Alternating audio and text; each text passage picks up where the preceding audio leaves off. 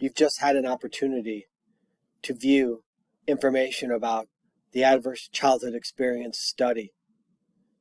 We can note that trauma does in fact cause long-term health implications for many students that we work with. In particular, the ACEs studies indicates specific events that have happened in a student's life that could cause long-term health issues. You will note those on the left-hand side. Take a moment now and reflect.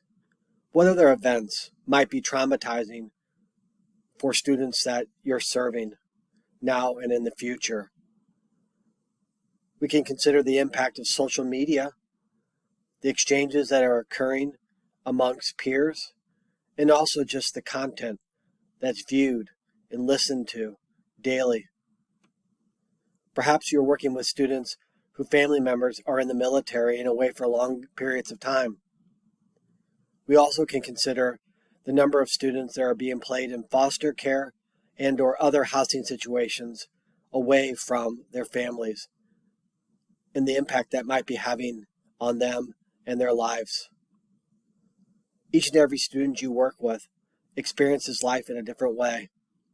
It's important as educators to pay attention to those events that are happening now and in the past and perhaps in the future that will impact a student's ability to listen and learn in the school building each and every day.